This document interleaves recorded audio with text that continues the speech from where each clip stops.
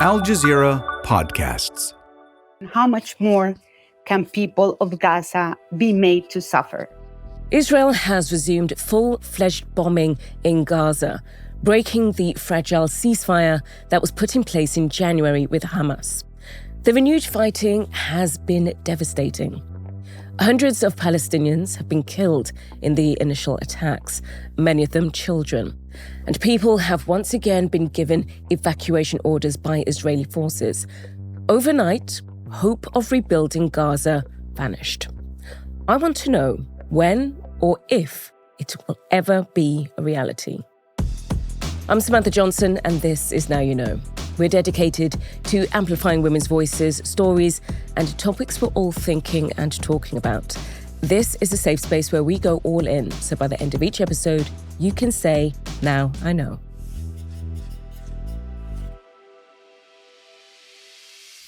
Ms. Paula Gaviria is the UN Special Rapporteur on the human rights of internally displaced persons. She spent years advocating for those forced from their homes by conflict and crisis. She's here to talk about what's happening on the ground in Gaza and about the plausibility of rebuilding. As the situation in Gaza is shifting rapidly, we just want to let you know that we recorded this interview a day after Israel broke the ceasefire. So, Ms. Gaviria, thank you so much for joining us on Now You Know. Thank you, Sam, for having me. It's a pleasure. About 2/3 of Gaza's structures were destroyed during the first 15 months of the war. And now the Strip is once again being thrown into uncertainty. Now, knowing that the discussion of rebuilding Gaza was on the table, how do you feel seeing that the strikes have been resumed? I have to say it's devastating. With every new attack and round of displacements over the past 2 years, I'm devastated. And the same goes for this last round. How much more can people of Gaza be made to suffer? What are these people made of? How much worse is the suffering after they have known a few moments of relative peace during the ceasefire? I don't have words. I think we all have lost the words. I have to say, Sam, that I want to stay with the images, the recent images and the recent videos of the Palestinians massively returning to their land, and images of families reuniting when the ceasefire started. The recent images of communities celebrating the Ramadan in the middle of the rubble. It speaks of their courage. It speaks of their determination and the profound, I would say as well, Sam, attachment to their land. This is their land. This is their home. And for them, home and identity, it's related, and it's an extension of their land. They're one. You know, these are indigenous communities, and this attachment, they are one. Their identity is broken when they are not in their land. There was a glimmer of hope with the discussions of reconstruction and rebuilding. How does that change now that the strikes have begun again? What happens now? I think Israel's breach of the ceasefire and the resumption of its assault on civilians. And this is not any type of assault. This is an intentioned assault to eliminate them, basically, and their infrastructure. So it speaks to the last crucial prerequisite, I think, for Gaza to move forward and for reconstruction. It's political will. Where is the real political will? Without commitment from all the players for the reconstruction of Gaza, in good faith, reconstruction will be, and the future will be extremely difficult.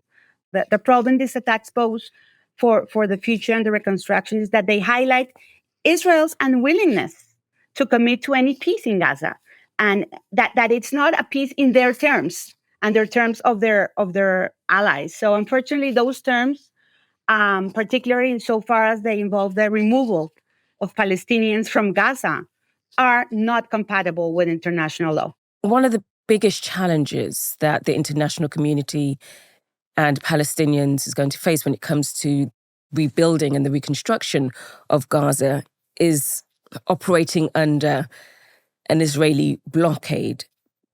How can you work around that? How can you plan for the future when you can't even get aid in?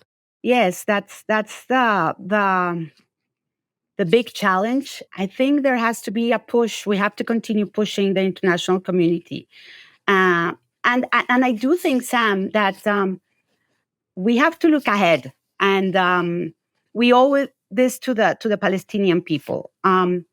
Even though how strange it seems today, after yesterday and the day before attacks, to talk about the future and to talk about reconstruction, we need to plan. We need to look ahead, and we need to obviously involve the Palestinian people, not only the people living in Gaza, actually. I mean, the whole Palestinian refugees around the world, to own this future and to continue the pressure. There's a lot to do in that regard. There's a lot of damage. There's a lot of material infrastructure that needs to be rebuilt, homes, institutional infrastructure. How does this plan look? And what does the pressure from the international community look like? What can they do? So the first rule is self-determination. This is indigenous communities, as I said, with a strong attachment to their land. This defines who they are. So it has to start with them. And there's examples. There's examples of reconstruction in Gaza happening before, in 2014.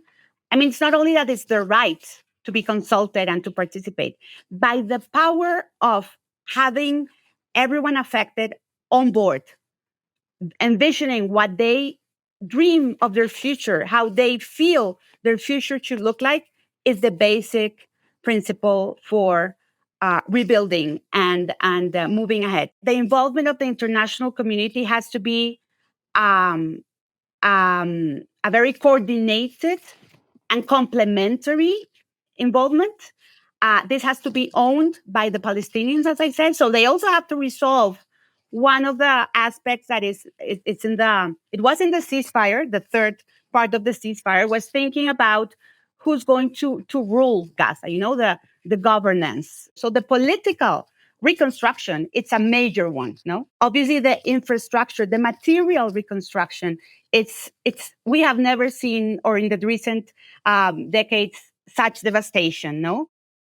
There have been reconstruction projects in Gaza in the past, but also looking at past challenges introduced by Israel, the occupier.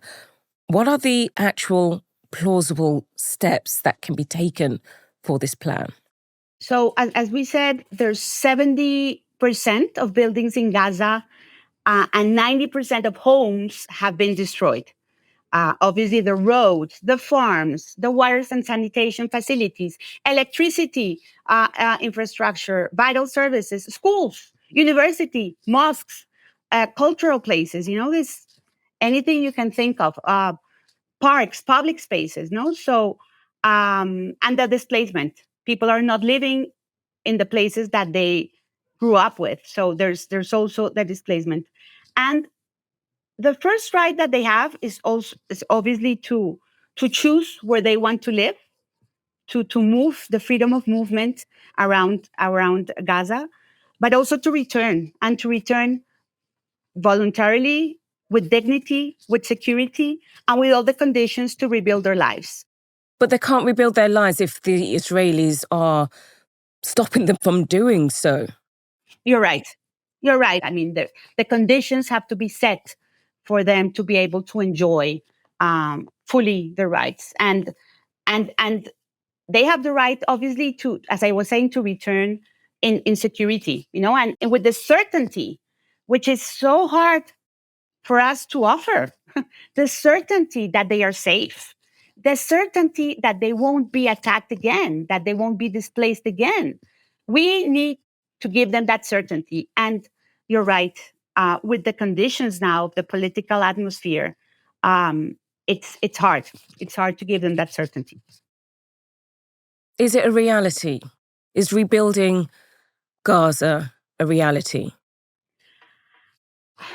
I think we have to think it is. We have to work on it right now.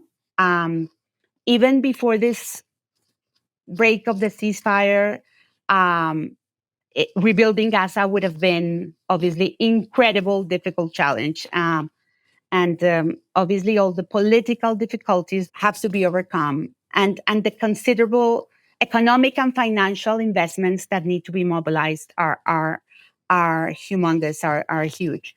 The main responsible and the costs of that and their international law have to come from Israel. You know, it's the solely agent of Gaza's devastation and also its obligations as an occupying power. But since that's unlikely, mobilizing funds for the reconstruction are going to be hard. When you look at how much rubble there is, I think there's approximately 42 million tons of rubble, and under that you have decomposing bodies, you have unexploded bombs. There's so much to deal with.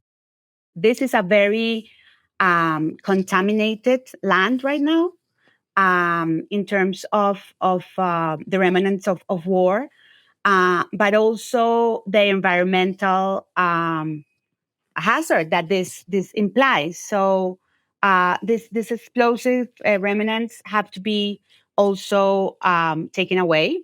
And we have seen in other contexts, this is a major task. And this is a very large investment. The protection risks are also compounded with the public health threat of asbestos and other chemicals that are released by the destruction of the buildings. And as you say, the bodies that are not removed. And these are not risks that the Palestinians themselves, by themselves, can manage. You know, we need to know that these are very technical and very sophisticated processes of cleaning and searching for the missing as well. I would say one thing that I haven't heard a lot in the reconstruction process, I would say the use of technology, digital technology. I mean, we have seen how technology has been used here to harm people, you know? Why don't we use it to protect them? So the international community needs to come together. And I would have to say this. This is the biggest challenge for the international community. How can we do this better and learn from past experiences? How can we do it with the lead, as I was saying at the beginning, of the Palestinians? And the international community were just complementary to these efforts, but with a huge responsibility also, because this has happened in front of our eyes, Sam. Now, you just mentioned that Israel is by law responsible for the funding of the reconstruction of Gaza, but that's not going to happen. What about its duty to, well, as the occupier, to allow the entry of materials and to whoever is carrying out the reconstruction? Yeah, there's obviously significant concerns about how they continue to block the entry of materials for the reconstruction. The so-called dual-use items, which Israel contends could be used for military purposes, including the pipes, the steel, the cement, everything that you can think of for reconstruction, elements that are vital for that infrastructure reconstruction. So it is crucial that these arbitrary restrictions and the siege conditions be lifted in order to enable long-term reconstruction. And as I said at the beginning, the political will. I mean, it's very hard to guarantee the process of starting rebuilding if these attacks are going to continue happening. Is there political will? Is there really commitment to peace? And we are not seeing it right now. During the ceasefire, the Arab League proposed a $53.2 billion reconstruction plan. Can you just tell us what that plan would look like? And is it a viable plan against the US president's so-called Riviera vision? Yeah, I don't want to I think it's a viable plan. I was going to say I don't want to talk about the Riviera whatever unlawful and crazy proposal. But this Arab League proposal, first, I think an important factor is gaining the support, not only the Arab countries, but also the countries that are in the Organization of Islamic Cooperation. I mean, there's many countries there that are like, hey, this is the way forward. The plan has 3 phases. One is the starting with the rubble, the removing of the rubble and the mines, which is like the precondition for safety of the people. Repairing the highway, making it a central corridor, reconstruction corridor, and building temporary housing, which I think it's very important for at least 1.5 million Gazans that have no home right now, and the 2 million displaced.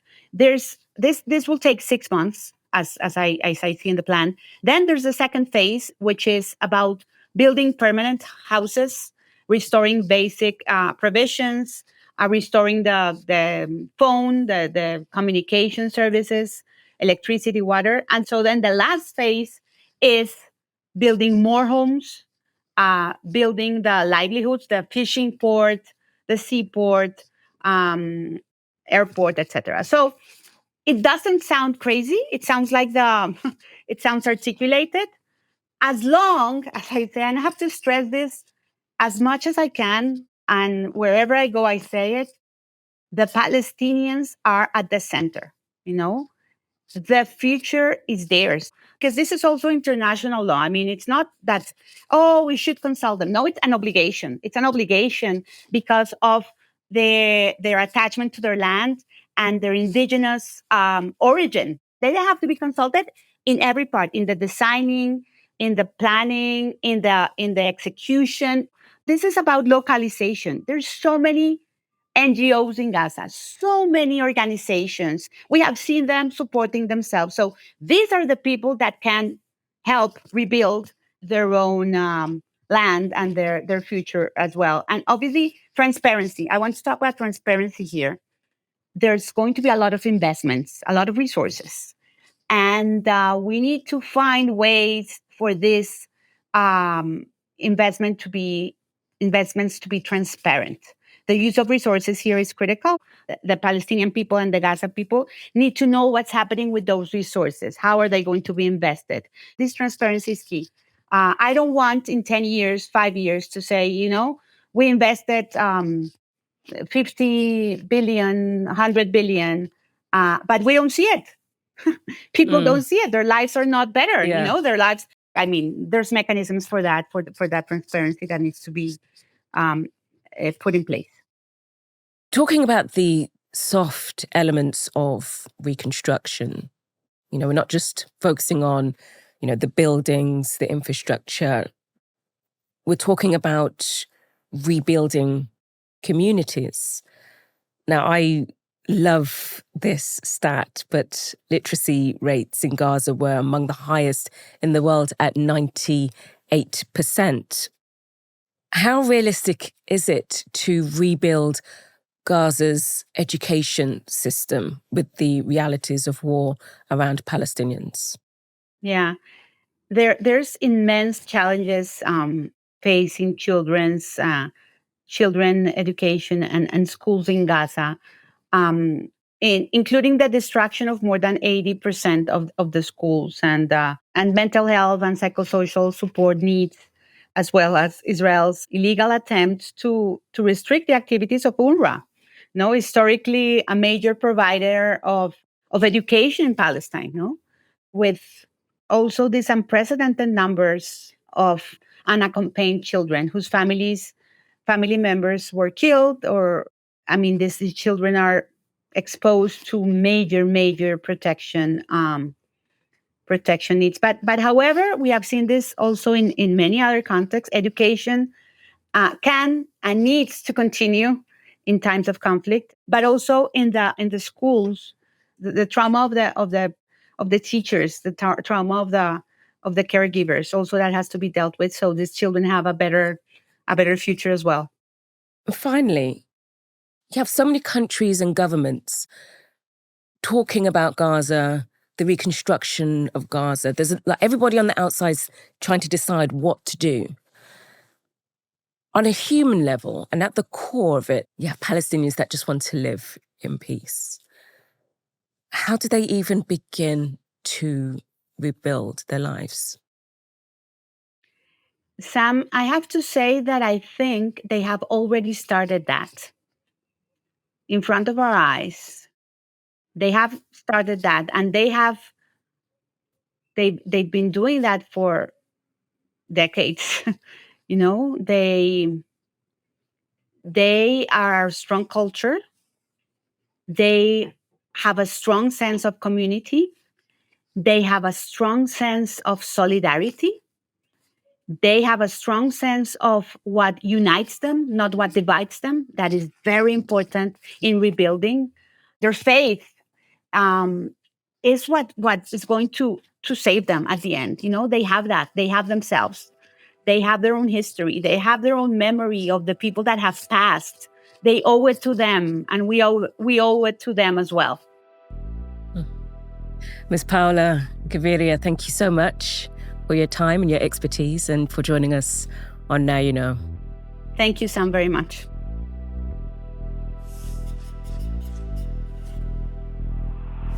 So now you know the enormous challenges involved in planning for the future of Gaza, physically, politically, and personally for the Palestinians. A huge thank you to Ms. Paula Gaviria for joining me today, and a special thanks to you for watching and listening to Now You Know.